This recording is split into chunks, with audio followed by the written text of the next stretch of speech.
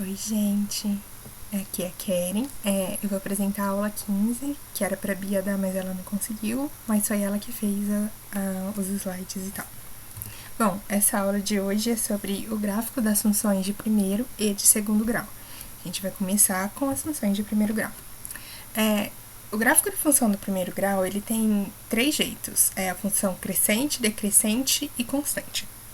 A função crescente é quando o A é maior do que zero, ou seja, ele é positivo. Não sei se vocês lembram que uma função de primeiro grau, ela é f de x é igual a ax mais b. Então, é isso daqui. Ó, a função, por exemplo, aí temos um exemplo de uma função crescente. Ó. A função y é igual a 2x mais 5, é representada por uma reta crescente, pois o coeficiente angular, ou seja, o a, que é esse 2 aqui, é positivo, possuindo valor igual a 2. Ó, veja o gráfico. Para fazer o gráfico, não sei se vocês lembram, você pega dois pontos aleatórios, tipo dois números aleatórios, e faz o ponto, resolve aqui. Bom, na função crescente, à medida que os valores de x aumentam, os valores de y também aumentam. E o contrário também acontece, à medida que os valores de x diminuem, os valores de y também diminuem. Bem simples. Bom, aí tem a função no primeiro grau decrescente, que é quando o a é menor do que zero. A função y menos x mais 3, ela é representada por uma reta decrescente, porque o coeficiente angular é negativo, possuindo valor igual a menos 2. Aí tem um gráficozinho.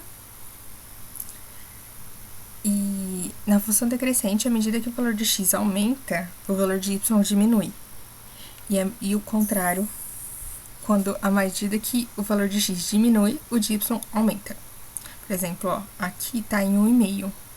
O x e o zero é y, e o y é zero.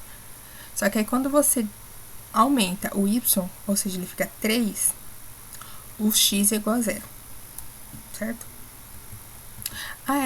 Uma dica legal para fazer gráfico de função de primeiro grau é você zerar o x e depois você zerar o y. Por exemplo, nessa função aqui, para x igual a 0, y é igual a 3. Mas para y igual a 0, aí tem que fazer menos 2x mais 3 igual a... que aqui no caso dá 1,5. Eu não sei se deu para entender o que eu falei agora, mas eu confio na capacidade de vocês e qualquer coisa vocês avisam. Bom, aí agora a gente vai ver a função no primeiro grau constante. O que é uma função constante?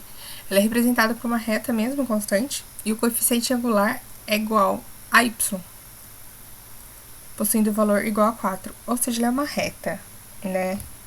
É isso. Por exemplo, y é igual a 4. Ela é uma função de primeiro grau. Y é igual a 10, qualquer coisa. Ela continua constante, porque para qualquer valor de x, vai ser 4. Ó, por exemplo, x igual a 0 é 4. Y é igual a 4. X igual a 1, y é igual a 4. X igual a 5.224, y vai ser igual a 4, porque y é igual a 4, certo? Bom, agora a gente vai falar sobre o gráfico da função do primeiro grau. Todo mundo sabe, eu espero que vocês saibam, que a função do segundo grau, ela é uma parábola. Então, para demonstrar as posições de uma parábola, elas são de acordo com o número de raízes e o valor do coeficiente a. Eu falei isso no final da aula passada para vocês, mas hoje a gente vai retomar. Bom, e o coeficiente a, ele ordena a concavidade, se ela é voltada para cima ou voltada para baixo. Por exemplo não, são condições, regras. Para a maior que zero, ou seja, o a positivo, a parábola tem a concavidade voltada para cima.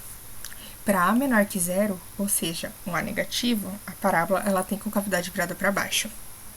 Lembra sempre que o a é o que acompanha o x². Então, tipo, se for menos 2x², a parábola com certeza é voltada para baixo. Aí tem as condições de em quais pontos a parábola intercepta o eixo das abscissas. E ele é determinado pelo delta. Se o delta for maior que zero, a parábola intercepta o eixo das abscissas em 2 pontos. Isso quer dizer que tem duas soluções. Vocês lembram que eu falei semana passada? Ou quarta-feira, aula passada. Se o delta for igual a zero, a parábola intercepta o eixo das abscissas em um ponto só, porque só tem uma solução.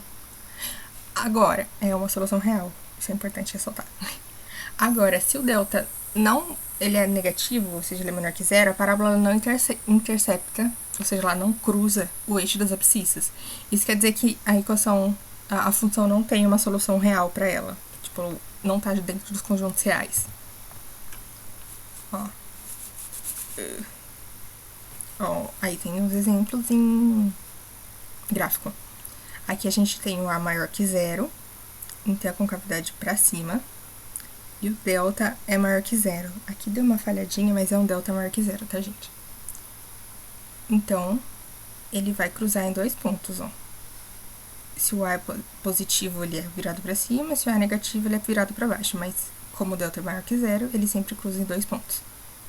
Pro delta igual a zero, ele cruza em um ponto só, tanto positivo quanto negativo.